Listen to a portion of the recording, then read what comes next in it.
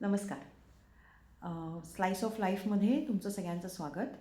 आज आपण तिसरा भाग करतो आहे आणि या सिरीजमधला शेवटचा भाग. बरेचसे टॉपिक आपण शार्दूल जेवढे आपल्याला लक्षात आले ते सगळे आपण पहिल्या आणि दुसऱ्या एपिसोडमध्ये केलेले आहेत.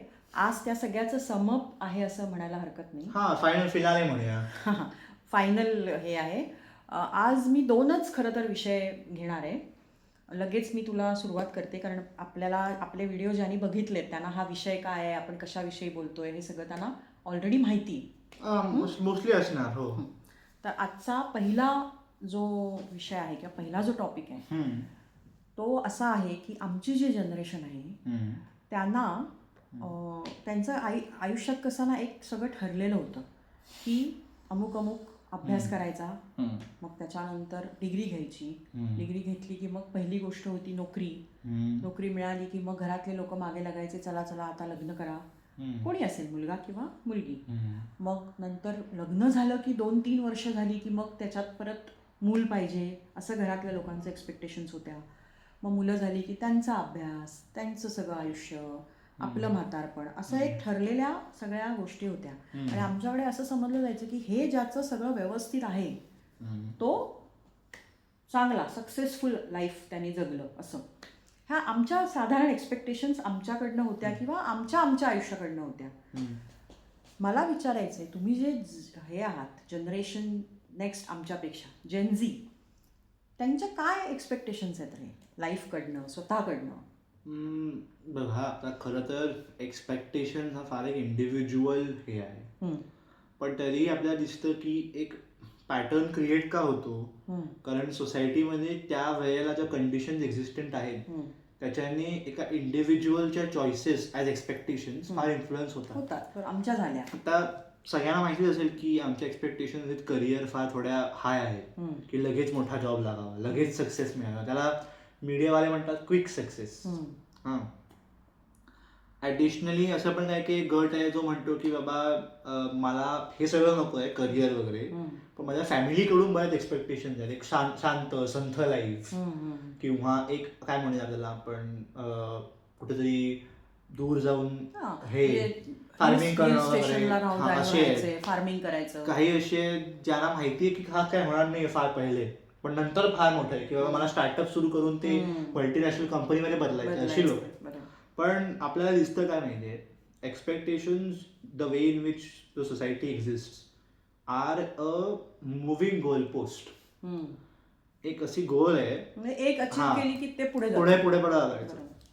आणि अगेन ह्या केसेसमध्ये आपली आश्रम व्यवस्था जी होती हिंदू धर्मात, जी जुनी होती, जी एका पॉईंटनंतर कट ऑफ करायची की बाबा आता एक्सपेक्टेशन संपले, बाहेर जंगलात जाऊन संन्यास राहा, it was better. But still today now, because we live in a world where survival mandates working and striving for your self, we can't go back to that.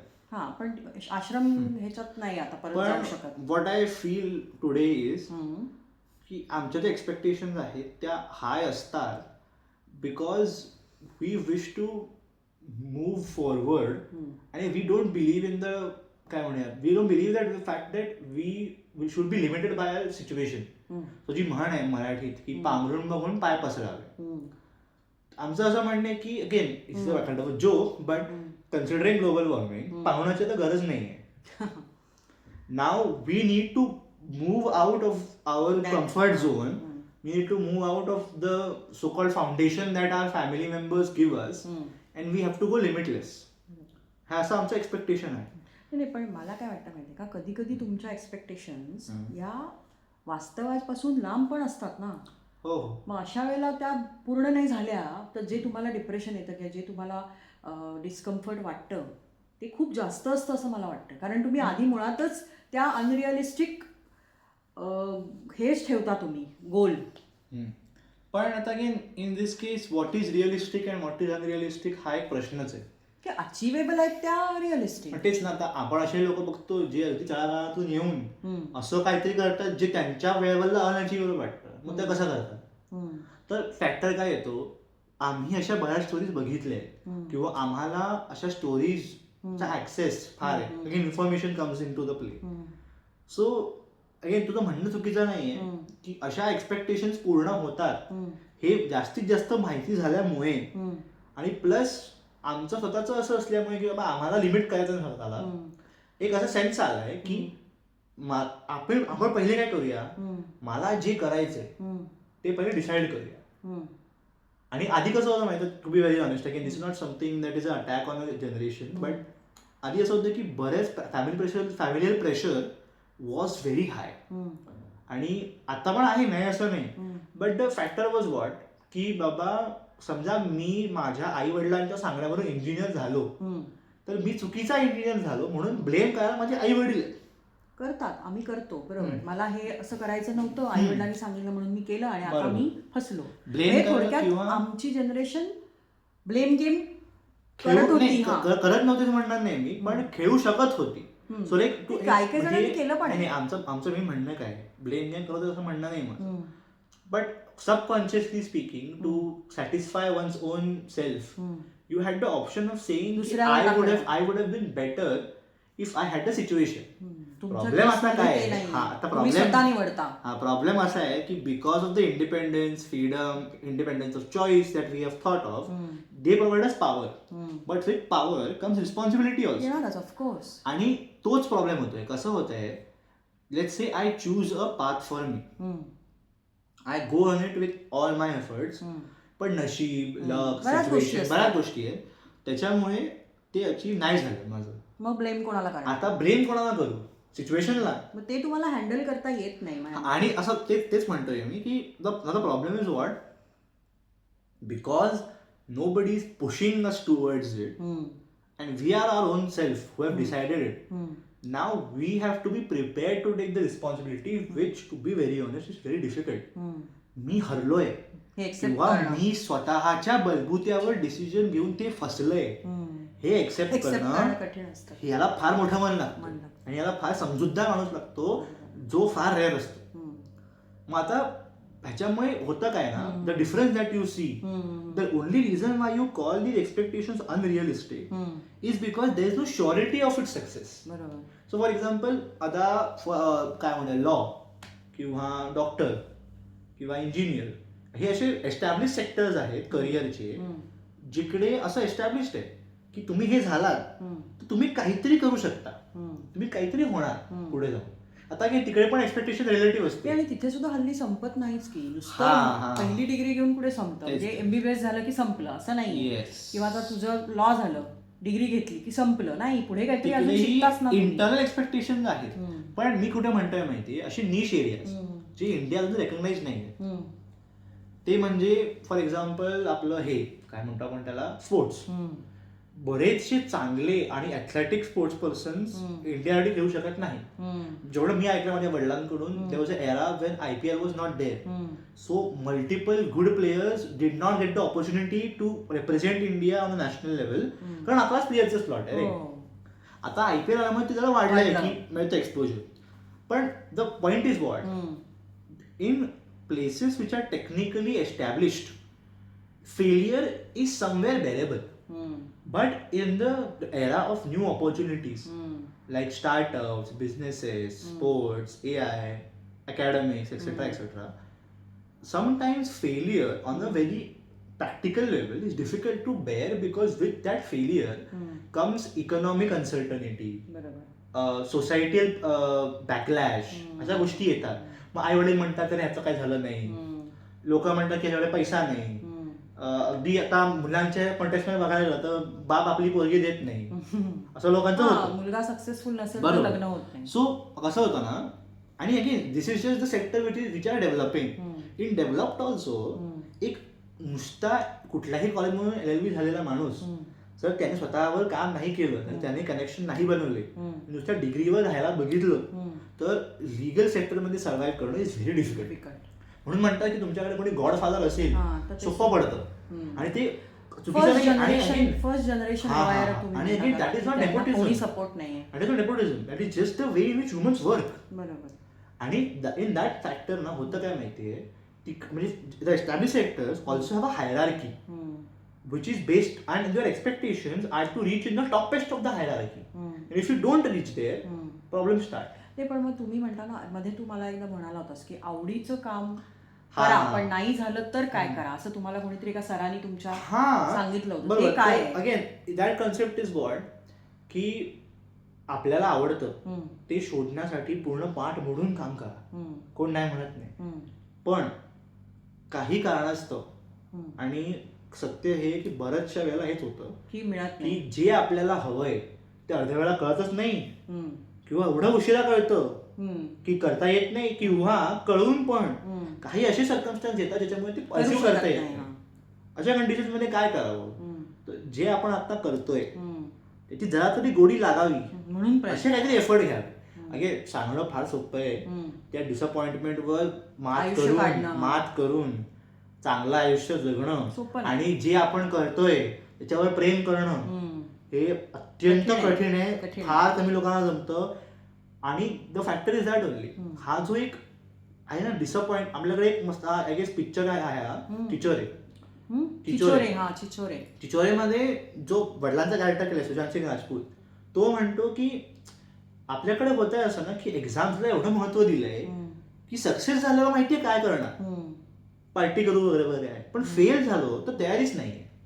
आणि that is the basic problem of our recent generation. Because कसं होतं इथे failure नुसतं सर्कमस्टन्स किंवा आई वडिलांच्या प्रेशरमुळे आलेलं नाहीये, स्वतःच्या डिसिजनमुळे आलेलं. मग हे जे होतं ना की अरे आता काय करू, हेल्पलेस फिलिंग म्हणतो, त्या हेल्पलेस फिलिंग मात कशी करावी नाही. मग म्हणूनच मी तुम्हाला सांगते की हेल्पलेस फिलिंग जेव्हा तुम्हाला येते तेव्हा तुमच्या आजूबाजूच्या लोकांपेक्षा, जर मी म्हणत नाही सगळ्यांच्याच फॅमिलीत हा सपोर्ट असेल, पण जर तुमची चांगली फॅमिली असेल, आई वडील, आजी आजोबा, आजूबाजूचे तुमचे हितचिंतक, तर अशी लोक तुम्हाला त्यातनं बाहेर पडायला मदत करतात. पण तशी ती लोक आजूबाजूची असली पाहिजे. हा पण परत म्हणजे फर्स्ट पार्टच्या टॉपिकवर जातो की सपोर्ट तुमचे ट्रेडिशनल सपोर्ट सिस्टम असतील वेल अँड गुड, नसतील ते कल्टिवेट करून ठेवा, कारण अशा कंडिशन मध्ये ते असणं इम्परेटिव्ह अत्यंत गरजेचं आहे. म्हणजे थोडक्यात काय तर तुला असं म्हणायचं की तुमचे डिसिजन्स तुम्ही स्वतः घेता आणि ते नाही जर झाले पूर्ण तर त्याचं बर्डन कोणावर तरी टाकायला तुमच्याकडे व्यक्ती नाहीये जी आमच्या काळात कदाचित आमच्याकडे होती, कारण आमचे पालकच आम्हाला सांगायचे की बाबा हे योग्य आहे, हे करायला पाहिजे. मग जेव्हा आम्हाला रिअलाइज व्हायचं की हा अरे बाबा हे नाही, आपल्याला हे आवडतं, मग जे फ्रस्ट्रेशन यायचं तेव्हा आम्ही म्हणायचो हा त्यावेळेला वडिलांनी सांगितलं ऐकलं, आता काय करणार. म्हणजे थोडक्यात ब्लेम नाही म्हणत मी, पण एक कोणतरी असं होतं ह्याच्यामुळे झालं, एक सॅटिस्फॅक्शन, आमचं सॅटिस्फॅक्शन. मी स्वतःच्या पायावर पुढे म्हणून नाही घेतली, दुसऱ्याने मला सांगितलं. किंवा तुमच्या केसमध्ये तसं नाहीये, तुम्ही स्वतः डिसिजन घेता आणि मग फेल झाल्यानंतर ते पचवणं कसं पचवायचं हे तुमच्या जनरेशनला अजून माहिती नाही. तोच एक कारण आहे म्हणून, आणि ही रिअलायझेशन आमच्या पॅरेंट्सला आहे, त्या पॅरेंट्सनी बघितलंय म्हणून असं म्हटलं जातं का, म्हणूनच तुम्हाला तिथे जायला थांबवतं. हा म्हणूनच पॅरेंट्स म्हणतात. तू साधं क्रिकेटचं उदाहरण घेतलंस, आमच्या काळामध्ये आता तू म्हणतोस IPL आलं वगैरे, पण ते सुद्धा काय एवढं सोपं नाही IPL मध्ये सिलेक्शन. हा, मग क्रिकेटमध्ये जे काय चालतं ते पालकांनी बघितल्यामुळे प्रत्येक पालकाला असं वाटतं की आपल्या मुलाला त्रास होऊ नये, किंवा बाकीची आम्ही जे सहन केलं आयुष्यात ते आपल्या मुलाला होऊ नये, म्हणून ते बिचारे पालक तुम्हाला त्यापासनं बाजूला न्यायला बघतात का, त्याच्या तुमच्या पॅशनच्या विरोधात नसतात ते. पण उद्या जर हे झालं नाही तर बाबा एक सरधोपट मार्ग स्वीकारावा, आपल्याकडे शिक्षण असावं जेणेकरून तुम्ही त्याच्यावरती तुमचा उदरनिर्वाह करू शकाल. हे जे आहे ना ह्याच्यामध्ये हा क्लॅश आहे पालक आणि मुलांमध्ये. पण हे तेच ना की हा जो एक फॅक्टर आहे की आपली ऐपत किंवा आपली कॅपेबिलिटी बघूनच पाय पसरावे, केलं पाहिजे. ऐकतं 2 मिनिटं. पण ही जी हे आहे काय म्हण आहे, काय होती ती विसरलो मी, पांघरून बघून पाय पसरावे. तर आता जर पांघरून नाही घ्यायचंय, जर पांघरुणा बाहेर जायचंय, तर ते बाहेर गेल्यावर जे चॅलेंजेस आहेत ते फेस करण्याची हिंमत हवी, आणि तोच एक फॅक्टर आहे. आणि कसं होतं ना, again this is the idea of all generations की एका पॉइंट नंतर लाईफ सोयीस्कर होईल. फॉर एक्झाम्पल लेट्स से आता हे माझ्याकडून झालंय, हे केलंय की 10वीत मार्क मिळव पुढे सोपं आहे, 12वीत मिळव पुढे सोपं आहे, ग्रॅज्युएशन कर सोपं आहे. पण असं नसतं. again the concept that they show in stories, happily ever after, is just a concept so that a writer can stop at a particular point. तुझ्या म्हणण्यानुसार हॅपीली एव्हर आफ्टर कधीच नसतं. नाही असं नाही म्हणणार मी. काय काय लोकांना काय काय लोकांना मिळतं, पण चॅलेंजेस येणार नाहीत. तर त्याच्यामध्ये बेसिक आयडिया काय आहे की म्हणजे हे पुढे पण आय गेस थोडे येईल, जेव्हा मी तू म्हणतेस तसं अल्फांच्या वेळेला काय होईल त्याच्याबद्दल. पण the factor is what we have not yet understood or we have not yet accepted is that change is going to anyways happen. If you reach a point of success in your life, or even if you reach a point of failure, the bottommost point of your life, it is bound to change. It will never happen that the world will keep you in that constant state of misery or constant state of happiness for lifelong. So म्हणून म्हणतात की जेव्हा तुम्ही successful आहात थोडं जमिनीवर राहा, आणि जेव्हा अनसक्सेसफुल आहात एकदम डिप्रेस होऊ नका, विश्वास ठेवा की पुढे जाणार. पण again to answer your question of जेनझीचे एक्सपेक्टेशन काय आहे, त्या काही वेगळ्या नाही आहे. फक्त एक्सपेक्टेशन मध्ये एकच खोड होती, आम्हाला भीती तुम्हाला दिसते ना. आणि अगेन आम्हाला मोठं एक्सपेक्ट करणं हे इम्परेटिव्ह आहे. एवढी कॉम्पिटिशन आहे ना आणि एवढ्या ऑपॉर्च्युनिटीज आहेत की आम्हाला वाटतं की आम्ही खूप मोठे जाऊ शकतो. पण आमच्या अजून एक असतं की आम्हाला भीती असते की बाबा होईल की नाही होईल. आणि आता असं झालं की नाही झालं तर म्हणजे काय आभाळच कोसळलं. हे जे आहे ना हे आधी पण होतं. म्हणजे फॉर एक्झाम्पल आता समजा कोणाचं लग्न नाही झालं तर आभाळच कोसळलं बाबा असं आई वडिलांना वाटायचं की अरे अजून झालं नाही, 35, 36, 37 वर्ष झाली याला अजून लग्न झालं नाही. आणि म्हणजे बेसिकली काय आभाळ कोसळायची स्टेज बदलली आहे. जॉब करिअर झालं नाही तर आभाळ कोसळलं, तिकडे होतं लग्न झाल्यानंतर आभाळ कोसळलं. पण मॅटर काय आहे, फेलियर पचवणं आणि फेलियरवर मात करून पुढे जाणं हे आमच्या आधी जनरेशनमध्ये थोडं नीट माहिती नव्हतं. आम्हालाही नाही माहितीये. आणि प्लस आम्हाला कुठले कोणी फोर्स केला नसल्यामुळे जास्ती वेळा स्वतःच्या चुकीमुळे निर्मूळ झालाय हे एक्सेप्ट करणं अजूनच कठीण झालंय. हे एक्सेप्ट करणं चुकी. हाच पॉईंट. ठीक आहे. आता शेवटचा पॉईंट घेते मी की तुझ्या जनरेशन विषयी बरंच बोललो आपण, त्या अनुषंगाने मी माझ्या जनरेशन विषयी बोलले. आपल्यात काय वाद आहेत, आपल्यात काय फरक आहे, हे सगळं आपण बोललो. पण आता तुमचाही इरा संपून अल्फा, मला आता इयर माहिती नाही कधीपर्यंत अल्फा म्हणतात, पण मी असं आता ऐकलं की अल्फा नाही तर बीटाही जन्माला आला. म्हणजे पुढची अल्फाच्याही पुढची जनरेशन जन्माला आली.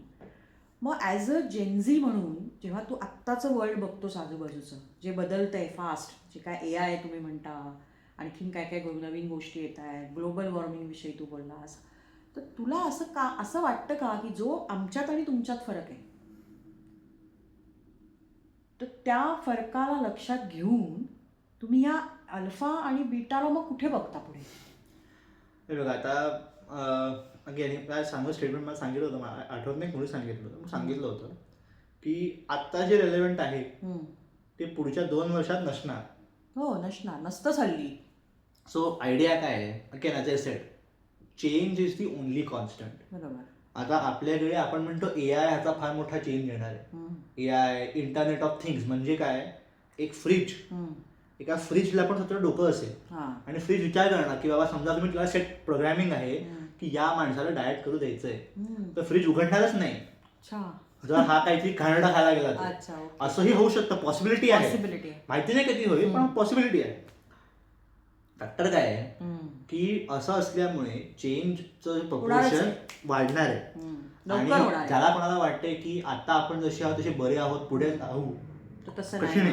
होऊ शकतं काय काय लोकांच्या केसमध्ये, पण ते होणं कठीण काय आहे बिकॉज आपल्या लाईफमध्ये आता चेंज येणारच आहे, काही त्याला पर्याय नाही. पण what we as Gen Zs look at is, आमच्यात मेन प्रॉब्लेम हा आहे की आमची जनरेशन स्ट्रगल करते with thinking for themselves. Basically we are hesitants or we are a result of millennials or Gen X. So issue is what ना, we also like our problems to be solved by someone else. आई म्हणेल ते करूया, बाबा म्हणतील ते करूया. आणि again this is called adulting in our era, की जेव्हा तुम्ही स्वतःचे डिसिजन स्वतः घ्यायला लागाल at that point you become adult according to us. It's not 18, 21 असं नाही आहे. पण फॅक्टर काय आहे, तरीही मग मित्र येतात, मित्रांचं ऐकलं, काकाचं ऐकलं, मामाचं ऐकलं, ह्याचं ऐकलं किंवा कोणतरी इन्फ्लुएन्सरचं ऐकलं आणि मग मी काहीतरी केलं. हे जे आहे ना, our generation is struggling for because of it the most. The ability to think for one's own self. स्वतःसाठी विचार करणं हे कठीण पडतं. आणि का पडतंय? बिकॉज बघा, विचार नाही केला तर काय होतं स्वतःसाठी? लोकांना म्हणतील जग पुढे कोसळतं, काहीतरी होणार ना. प्रॉब्लेम काय होतो, एक सेन्स ऑफ डिससॅटिस्फॅक्शन येतं. समजा तुम्हाला सक्सेस मिळाला, सक्सेस आपला वाटत नाही, कुठेतरी सांगितला म्हणून मिळाला असं वाटतं, की म्हणून अर्ध अर्धवट वाटतं. जर फेलियर आलं तर असं वाटतं त्याला कारण नसताना त्याच्यावर मी हे केलं, लक्ष दिलं त्या माणसावर. आणि प्रॉब्लेम तोच आहे. Once you establish your understanding in thinking on a level where you can think for yourself irrespective of the situation is what is going to solve half of the problems of our humans. आणि आमचं एवढंच म्हणणं आहे की आम्ही काहीतरी असे effort घ्यावे की आमच्या पुढे जे येत आहेत जनरेशन त्यांना हा त्रास होऊ नये. कारण कसं आहे, AI तर एक आहेच, पण लोक एक्नॉलेज करत नसलेला एक मेजर प्रॉब्लेम आपल्या समोर उभा आहे, म्हणजे ग्लोबल वॉर्मिंग. अजूनही काही लोकांना वाटतं की ग्लोबल वॉर्मिंग हा फारच आहे, जे चुकीचं आहे. पाण्याची पातळी एवढी वरती येईल की आता अगेन मी मुंबईचा म्हणून सांगतो, अगेन थोडंसं रेडिक्युलस एक्झाम्पल आहे, पण लेट्स से एवढी वरती येईल की डोंबिवलीला मरीना लाईन्स असेल, असं होऊ शकतं. आणि अगेन आपण आता हसतो ह्याच्यावर, पण हे होण्याची शक्यता म्हणतो की त्यावेळेला आम्ही नसतो, पण नाही, हे होण्याची तेच पण हे त्याला हेच हा प्रॉब्लेम आहे. आणि दिस इज व्हेरी स्केरी. वाय? कारण आताच्या काळात वॉटर बॉडीजच्या जवळ मेजर सिटीज आहेत, आणि उद्या जाऊन जर माणसाने ग्लोबल वॉर्मिंग थांबवलं नाही आणि इव्हेंच्युअली ग्लेशियर्स लवकर वितळून पाण्याची पातळी वरती आली तर काय, कोणीच विचार केला नाही. आणि नुसती पाण्याची पातळी वाढती म्हणजे कुठून, अंटार्क्टिक मधून नाही.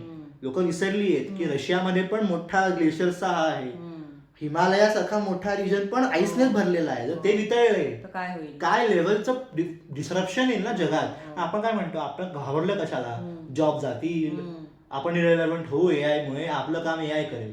पण उद्या जाऊन जर राहायलाच जागा नसेल तर AI करणार काय? आणि त्या प्रॉब्लेमवर अजून इनफ अटेन्शन आलेलं नाही. थोडक्यात काय की त्यांच्याविषयी आता आपण काहीच नाही, कठीण आहे.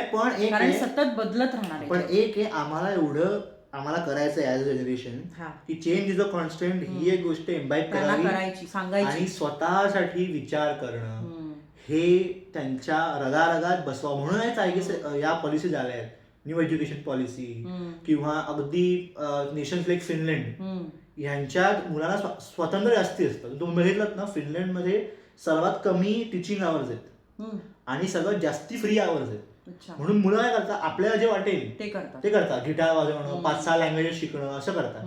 आणि त्यांच्याकडे असं आहे की त्यांच्याकडे ज्या विषयांना कमी मानलं जातं त्याला बढावा आहे, कारण त्याच्यामध्ये काही नुआन्सेस आहेत जे माणसाच्या स्वतःच्या विचार करण्याच्या अबिलिटीला चर्न करतील. आणि असे पॅटर्न आणि फॉर्मॅट्स आता हे होत आहेत, एक्सेप्ट होत आहेत हळूहळू. हेच तर आहे ना, once a person understands to think for himself, he can decide for himself. Once he can decide for himself, he can become independent. Once he is independent, he can take care of others who can be dependent on him. And once he imbibes his ways of living into those dependent people, even they can think of them for themselves, they can take their decisions. So म्हणतो ना आपण, एक मुलगी शिकली की घर चांगलं होतं का? कारण ती मुलगी स्वतःसाठी विचार करू शकते, मुलांसाठी करू शकते, आणि मुलांना सांगून शकते कसा विचार करावा. आणि that is the principle. Education is so important, not because it gets you a job. Education is important because it gets you the ability to think for your self. आणि तोच तर प्रॉब्लेम झालाय आताच्या काळात की education is seen as a job getting opportunity, नोकरी मिळण्यापुरतं पाहिजे. आणि आपल्या करिक्युलमचा मेन प्रॉब्लेम आहे करिक्युलम. आणि डिग्रीला व्हॅल्यू का नाही? मी कित्येक दिग्गज लोकांना म्हणताना बघितलंय की माझ्या डिग्रीचा मला काही उपयोगच झाला नाही. आणि किती दुर्दैवी हे एक्सेप्ट करणं की मी माझ्या आयुष्यातली 3 ते आताच्या काळात हायएस्ट डिग्री तुम्ही PhD केलं तर 12 वर्ष लागतात. हे 3 आणि ते 7-8 वर्ष, ही सगळी वर्ष मी अशा गोष्टी घालवली आहे ज्याचा मला उपयोगच नाही, काहीच उपयोग झाला, आणि त्याच्याशिवाय तुम्हाला किंमत नाही मार्केटमध्ये. आणि हा प्रॉब्लेम आहे. सो आता पण again we can change the curriculum, थोडं शिकवायचं पण नाही, पण we can change the curriculum, we can change the things, but what we can do is within our circles, within our groups, within our family or friends units, we can put out this thought, the importance of thinking for oneself. आणि बदलणार आहे सगळं. And change is constant.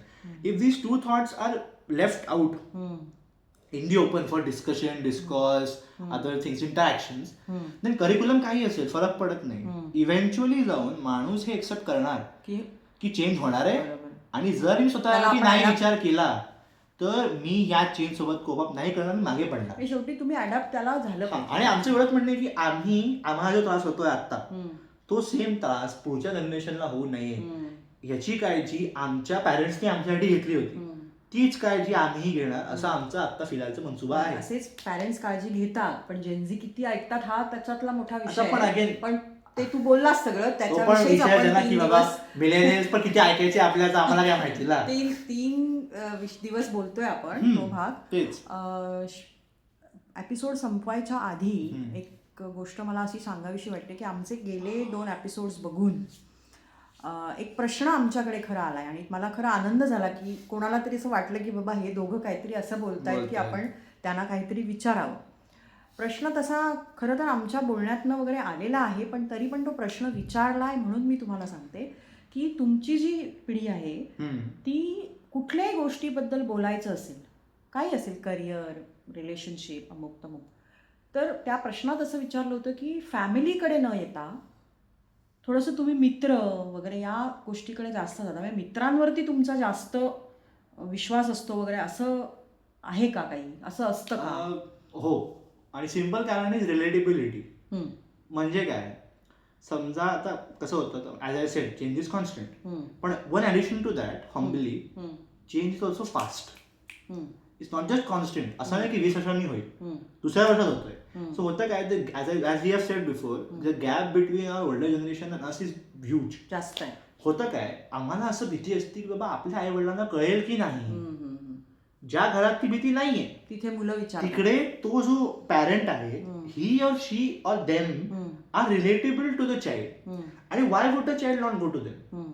जाणारच नाही. पण कसं होतं, जेव्हा आपण आपल्या जनरेशनच्या लोकांसोबत असतो, the amount of relatability is naturally higher. पण असाही एक कन्सेप्ट आहे की आम्ही म्हणतो की we feel generation gap within our generation only, की आम्ही थोडेसे वेगळे आहोत जनरेशन पेक्षा. आम्हाला असं वाटतं की आम्ही थोडे लांब आहोत त्याच्यापेक्षा. पण फॅक्टर काय होतो मग, की the point of expression or the point of interaction or the point of sharing always goes to the point of relatability. And because naturally speaking friends are more relatable to a child than a parent, naturally speaking it goes, आमचा जो कल आहे तो eventually जातो friend कडे. Again आमचा जो friend आम्हाला रिलेटेबल वाटत नसेल नाही, पण हा सिम्पल एक सोपं छोटा आन्सर आहे. हा, म्हणजे थोडक्यात पालकांनी सुद्धा तसा एक वातावरण घरात तयार करायला पाहिजे की काहीही झालं, बरं किंवा वाईट, तर ते मुलांनी आपल्याला येऊन सांगावं, इतकं तरी त्यांना आपल्याविषयी वाटलं पाहिजे. भीती वाटता कामा नाही कुठल्याही गोष्टीची. सगळ्यांच्याच घरात असं असतं असं नाही.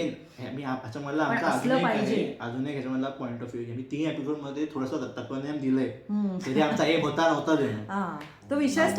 Factor is what, again as I sed, आम्ही जे बोलतोय त्याच्यामधलं किती खरं आहे खोटं आहे हे सगळं इंडिव्हिज्युअल सिच्युएशनवर डिपेंडंट आहे, प्रत्येक माणसावर अवलंबून आहे. प्लस एवढा बदल होतोय ना आताच्या काळात की आम्ही जे बोलतोय ते कदाचित रेलेव्हंटही असेल का नसेल उद्या जाऊन कोणाला सांगता येत नाही. पण what we want to express here is, आताच्या काळात आय गेस आई पण अग्री करेल की आताच्या काळात जेनझीज आणि मिलेनियल्स मध्ये काही भांडण नकोय आपल्याला. The thing is, both of them, if acting complementary, आम्ही पण एक पाथ चालून येतो, आम्ही थोडा इकडे, तुम्ही पण एक पाथ चालून या, आणि दोघं मिळून, तुमचे प्रॉब्लेम्स असतील, आमचे प्रॉब्लेम्स असतील, तुमचे काही नवीन आयडियाज असतील, आमचे अनुभव असतील, असं करून ते एकत्र जाऊया पुढे. एवढाच त्याच्या मागचा हेतू होता.